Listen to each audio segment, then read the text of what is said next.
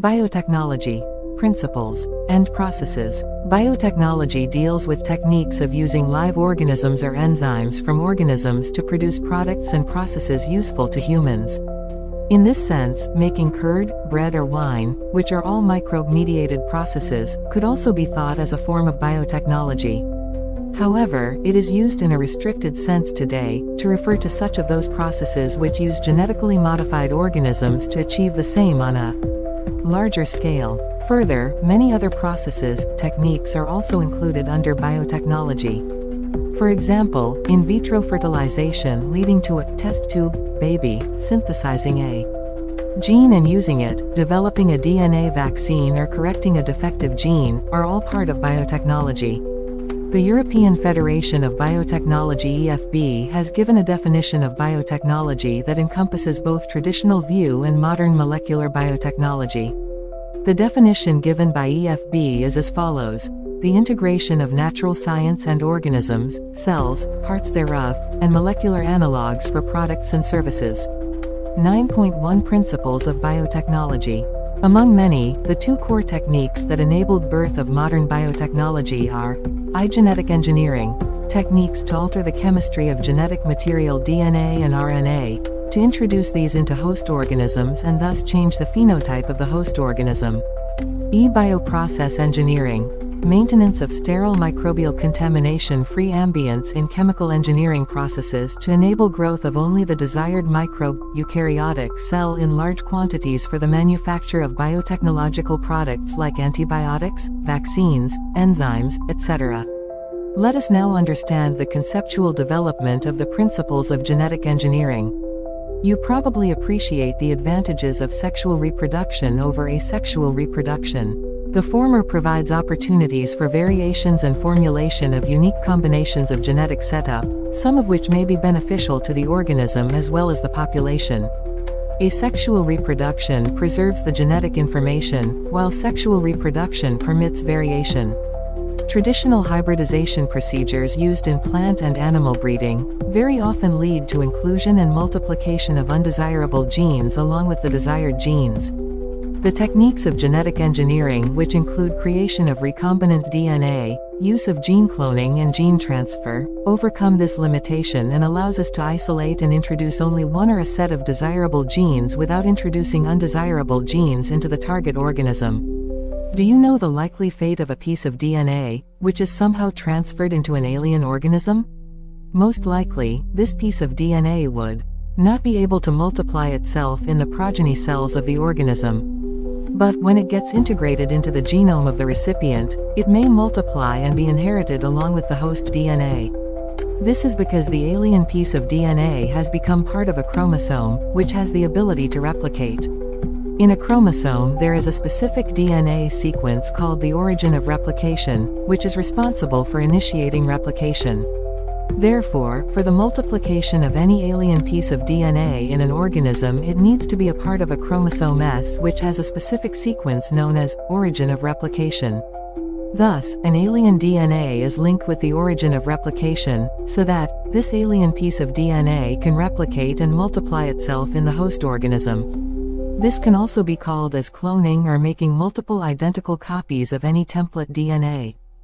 Let us now focus on the first instance of the construction of an artificial recombinant DNA molecule. The construction of the first recombinant DNA emerged from the possibility of linking a gene encoding antibiotic resistance with a native plasmid autonomously replicating circular extrachromosomal DNA of Salmonella typhimurium. Stanley Cohen and Herbert Boyer accomplished this in 1972 by isolating the antibiotic resistance gene by cutting out a piece of DNA from a plasmid which was responsible for conferring antibiotic resistance. The cutting of DNA at specific locations became possible with the discovery of the so-called molecular scissors restriction enzymes. The cut piece of DNA was then linked with the plasmid DNA. These plasmid DNA act as vectors to transfer the piece of DNA attached to it. You probably know that mosquito acts as an insect vector to transfer the malarial parasite into human body. In the same way, a plasmid can be used as vector to deliver an alien piece of DNA into the host organism. The linking of antibiotic resistance gene with the plasmid vector became possible with the enzyme DNA ligase, which acts on cut DNA molecules and joins their ends. This makes a new combination of circular autonomously replicating DNA created in vitro and is known as recombinant DNA. When this DNA is transferred into Escherichia coli, a bacterium closely related to Salmonella, it could replicate using the new host's DNA polymerase enzyme and make multiple copies. The ability to multiply copies of antibiotic resistance gene in E. coli was called cloning of antibiotic resistance gene in E. coli. You can hence infer that there are three basic steps in genetically modifying an organism. Identification of DNA with desirable genes. E. Introduction of the identified DNA into the host. E. Maintenance of introduced DNA in the host and transfer of the DNA to its progeny. 9.2 Tools of recombinant DNA technology. Now we know from the foregoing discussion that genetic engineering or recombinant DNA technology can be accomplished only if we have the key tools, i.e., restriction enzymes, polymerase enzymes, ligases, vectors and the host organism. Let us try to understand some of these in detail. 9.2.1 Restriction enzymes. In the year 1963, the two enzymes responsible for restricting the growth of bacteriophage in Escherichia coli were isolated. One of these added methyl groups to DNA, while the other cut DNA. The later was called restriction endonuclease. The first restriction endonuclease HIND2, whose functioning depended on a specific DNA nucleotide sequence, was isolated and characterized 5 years later. It was found that HIND2 always cut DNA molecules at a particular point by recognizing a specific sequence of 6 base pairs. This specific base sequence is known as the recognition sequence for HIND2. Besides HIND2, today we know more than 900 restriction enzymes that have been isolated from over 230 strains of bacteria, each of which recognize different recognition sequences.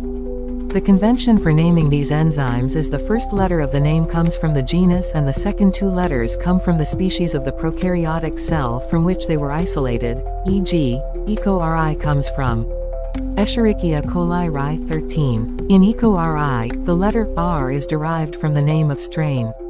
Roman numbers following the names indicate the order in which the enzymes were isolated from that strain of bacteria. Restriction enzymes belong to a larger class of enzymes called nucleases. These are of 2 kinds, exonucleases and endonucleases. Exonucleases remove nucleotides from the ends of the DNA, whereas endonucleases make cuts at specific positions within the DNA. Each restriction endonuclease functions by inspecting the length of a DNA sequence. Once it finds its specific recognition sequence, it will bind to the DNA and cut each of the 2 strands of the double helix at specific points in their sugar phosphate backbones. Figure 9.1. Each restriction endonuclease recognizes a specific palindromic nucleotide sequences in the DNA. Do you know what palindromes are? These are groups of letters that form the same words when read both forward and backward, e.g., Malayalam.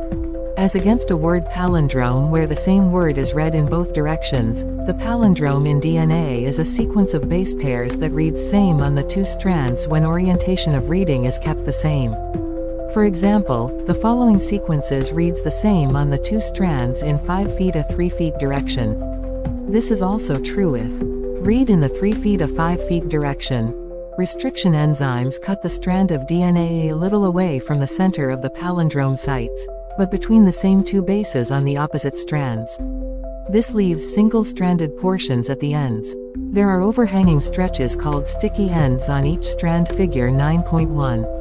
These are named so because they form hydrogen bonds with their complementary cut counterparts. This stickiness of the ends facilitates the action of the enzyme DNA ligase. Restriction endonucleases are used in genetic engineering to form recombinant molecules of DNA, which are composed of DNA from different sources, genomes. When cut by the same restriction enzyme, the resultant DNA fragments have the same kind of sticky ends, and these can be joined together end to end using DNA ligases. Figure 9.2. You may have realized that normally, unless one cuts the vector end, the source DNA with the same restriction enzyme, the recombinant vector molecule cannot be created. Separation and isolation of DNA fragments.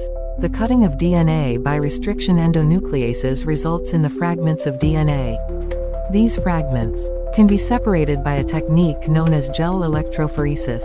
Since DNA fragments are negatively charged molecules, they can be separated by forcing them to move towards the anode under an electric field through a medium matrix. Nowadays, the most commonly used matrix is agarose, which is a natural polymer extracted from seaweeds. The DNA fragments separate resolve according to their size through sieving effect provided by the agarose gel. Hence, the smaller the fragment size, the farther it moves. Look at the figure 9.3 and guess at which end of the gel the sample was loaded. The separated DNA fragments can be visualized only after staining the DNA with a compound known as ethidium bromide followed by exposure to UV radiation. You cannot see pure DNA fragments in the visible light, and without staining, you can see bright orange-colored bands of DNA in a ethidium bromide stained gel exposed to UV light. Figure 9.3. The separated bands of DNA are cut out from the agarose gel and extracted from the gel piece.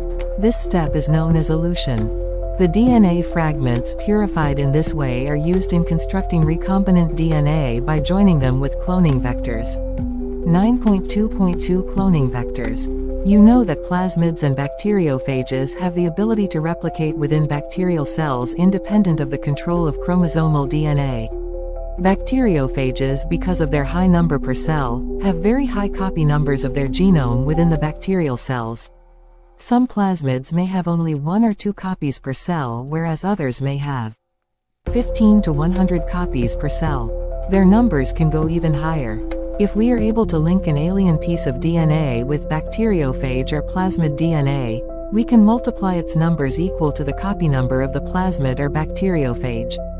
Vectors used at present are engineered in such a way that they help easy linking of foreign DNA and selection of recombinants from non-recombinants.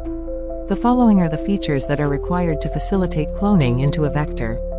I-origin of replication ORI. This is a sequence from where replication starts, and any piece of DNA when linked to this sequence can be made to replicate within the host cells.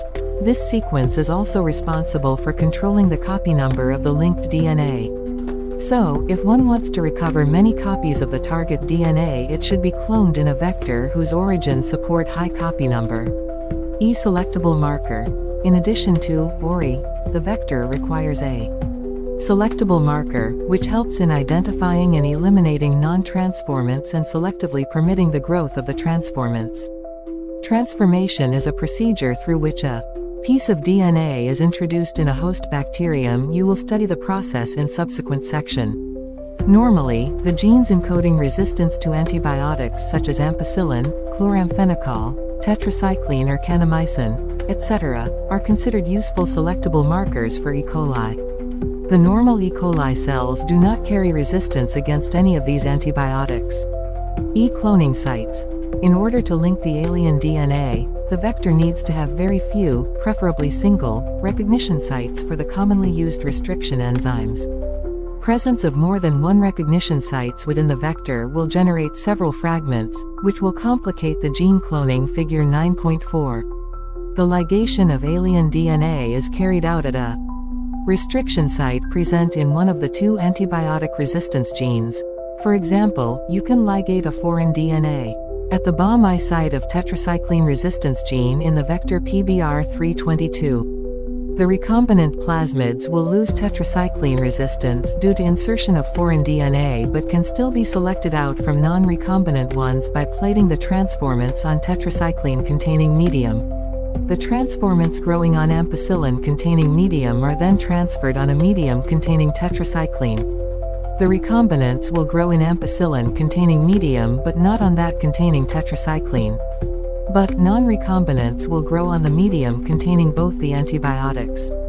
In this case, one antibiotic resistance gene helps in selecting the transformants, whereas the other antibiotic resistance gene gets inactivated due to insertion of alien DNA, and helps in selection of recombinants. Selection of recombinants due to inactivation of antibiotics is a Cumbersome procedure because it requires simultaneous plating on 2 plates having different antibiotics. Therefore, alternative selectable markers have been developed which differentiate recombinants from non-recombinants on the basis of their ability to produce color in the presence of a chromogenic substrate. In this, a recombinant DNA is inserted within the coding sequence of an enzyme, beta-galactosidase. This results into inactivation of the gene for synthesis of this enzyme, which is referred to as insertional inactivation. The presence of a chromogenic substrate gives blue-colored colonies if the plasmid in the bacteria does not have an insert. Presence of insert results into insertional inactivation of the beta-galactosidase gene and the colonies do not produce any color. These are identified as recombinant colonies. IV vectors for cloning genes in plants and animals.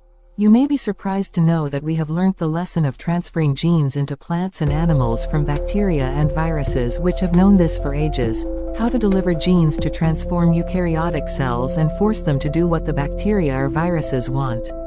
For example, Agrobacterium tumefaciens, a pathogen of several dicot plants, is able to deliver a piece of DNA known as tDNA to transform normal plant cells into a tumor and direct these tumor cells to produce the chemicals required by the pathogen.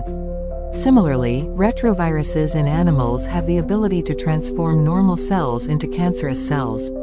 A better understanding of the art of delivering genes by pathogens in their eukaryotic hosts has generated knowledge to transform these tools of pathogens into useful vectors for delivering genes of interest to humans.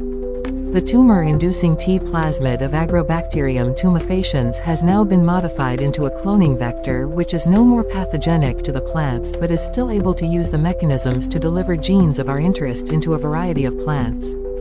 Similarly, retroviruses have also been disarmed and are now used to deliver desirable genes into animal cells. So, once a gene or a DNA fragment has been ligated into a suitable vector, it is transferred into a bacterial, plant or animal host where it multiplies. 9.2.3 Competent host for transformation with recombinant DNA. Since DNA is a hydrophilic molecule, it cannot pass through cell membranes. Why? In order to force bacteria to take up the plasmid, the bacterial cells must first be made competent to take up DNA. This is done by treating them with a specific concentration of a divalent cation, such as calcium, which increases the efficiency with which DNA enters the bacterium through pores in its cell wall. Recombinant DNA can then be forced into such cells by incubating the cells with recombinant DNA on ice, followed by placing them briefly at 420 C heat shock, and then putting them back on ice. This enables the bacteria to take up the recombinant DNA. This is not the only way to introduce alien DNA into host cells. In a method known as microinjection, recombinant DNA is directly injected into the nucleus of an animal cell. In another method, suitable for plants, cells are bombarded with high-velocity microparticles of gold or tungsten coated with DNA in a method known as biolistics or gene gun. And the last method uses disarmed pathogen vectors, which when allowed to infect the cell, transfer the recombinant DNA into the host. Now that we have learned about the tools for constructing recombinant DNA, let us discuss the processes facilitating recombinant DNA technology. 9.3 Processes of recombinant DNA technology. Recombinant DNA technology involves several steps in specific sequence such as isolation of DNA, fragmentation of DNA by restriction endonucleases, isolation of a desired DNA fragment, ligation of the DNA fragment into a vector, transferring the recombinant DNA into the host, culturing the host cells in a medium at large scale and extraction of the desired product. Let us examine each of these steps in some details. 9.3.1 Isolation of the genetic material DNA. Recall that nucleic acid is the genetic material of all organisms without exception. In majority of organisms this is deoxyribonucleic acid or DNA. In order to cut the DNA with restriction enzymes, it needs to be in pure form, free from other macromolecules. Since the DNA is enclosed within the membranes, we have to break the cell open to release DNA along with other macromolecules such as RNA, proteins, polysaccharides and also lipids. This can be achieved by treating the bacterial cells, plant or animal tissue with enzymes such as lysozyme bacteria, cellulase plant cells, chitinase fungus. You know that genes are located on long molecules of DNA, intertwined with proteins such as histones. The RNA can be removed by treatment with ribonuclease, whereas proteins can be removed by treatment with protease. Other molecules can be removed by appropriate treatments, and purified DNA ultimately precipitates out after the addition of chilled ethanol. This can be seen as collection of fine threads in the suspension figure 9.5. 9.3.2 Cutting of DNA at specific locations. Restriction enzyme digestions are performed by incubating purified DNA molecules with the restriction enzyme, at the optimal conditions for that specific enzyme. Agarose gel electrophoresis is employed to check the progression of a restriction enzyme digestion. DNA is a negatively charged molecule, hence it moves towards the positive electrode anode. Figure 9.3. The process is repeated with the vector DNA also. The joining of DNA involves several processes. After having cut the source DNA as well as the vector DNA with a specific restriction enzyme, the cutout gene of interest from the source DNA and the cut vector with space are mixed and ligase is added. This results in the preparation of recombinant DNA. 9.3.3 Amplification of gene of interest using PCR. PCR stands for polymerase chain reaction. In this reaction, multiple copies of the gene or DNA of interest is synthesized in vitro using two sets of primers, small chemically synthesized oligonucleotides that are complementary to the regions of DNA and the enzyme DNA polymerase. The enzyme extends the primers using the nucleotides provided in the reaction and the genomic DNA as template. If the process of replication of DNA is repeated many times, the segment of DNA can be amplified to approximately billion times, i.e., 1 billion copies are made. Such repeated amplification is achieved by the use of a thermostable DNA polymerase isolated from a bacterium, Thermus aquaticus, which remain active during the high temperature-induced denaturation of double-stranded DNA. The amplified fragment, if desired, can now be used to ligate with a vector for further cloning. Figure 9.6. 9.3.4 Insertion of recombinant DNA into the host cell, organism. There are several methods of introducing the ligated DNA into recipient cells. Recipient cells, after making them competent to receive, take up DNA present in its surrounding. So, if a recombinant DNA-bearing gene for resistance to an antibiotic, e.g., ampicillin, is transferred into E. coli cells, the host cells become transformed into ampicillin-resistant cells. If we spread the transformed cells on agar plates containing ampicillin, only transformants will grow, untransformed recipient cells will die. Since, due to ampicillin resistance gene, one is able to select a transformed cell in the presence of ampicillin. The ampicillin resistance gene in this case is called a selectable marker. 9.3.5 Obtaining the foreign gene product. When you insert a piece of alien DNA into a cloning vector and transfer it into a bacterial, plant or animal cell, the alien DNA gets multiplied. In almost all recombinant technologies, the ultimate aim is to produce a desirable protein. Hence, there is a need for the recombinant DNA to be expressed. The foreign gene gets expressed under appropriate conditions.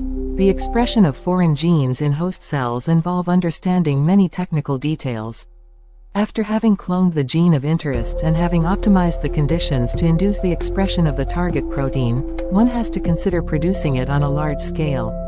Can you think of any reason why there is a need for large-scale production?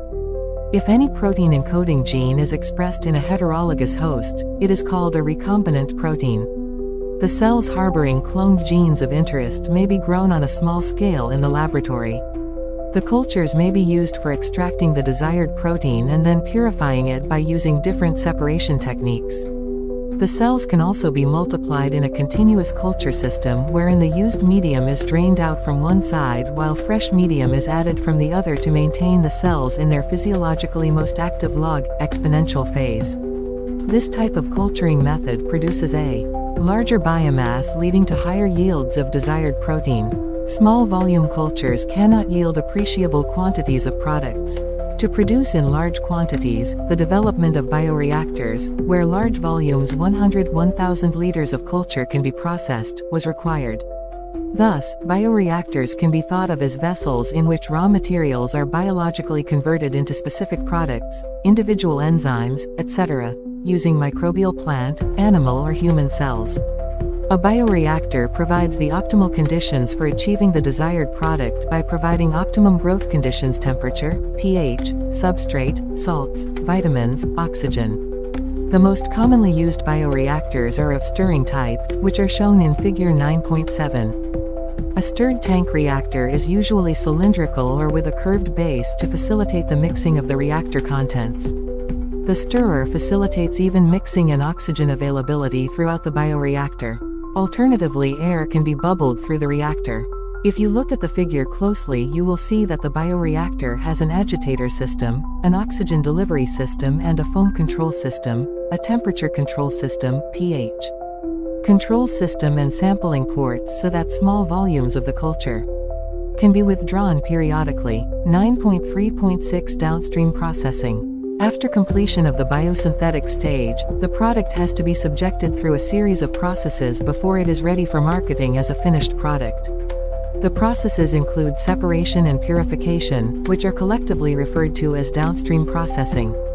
The product has to be formulated with suitable preservatives. Such formulation has to undergo thorough clinical trials as in case of drugs. Strict quality control testing for each product is also required. The downstream processing and quality control testing vary from product to product. Summary: biotechnology deals with large-scale production and marketing of products and processes using live organisms, cells or enzymes. Modern biotechnology using genetically modified organisms was made possible only when man learned to alter the chemistry of DNA and construct recombinant DNA. This key process is called recombinant DNA technology or genetic engineering. This process involves the use of restriction endonucleases, DNA ligase, appropriate plasmid or viral vectors to isolate and ferry the foreign DNA into host organisms, expression of the foreign gene, purification of the gene product, i.e., the functional protein, and finally making a suitable formulation for marketing. Large-scale production involves use of bioreactors.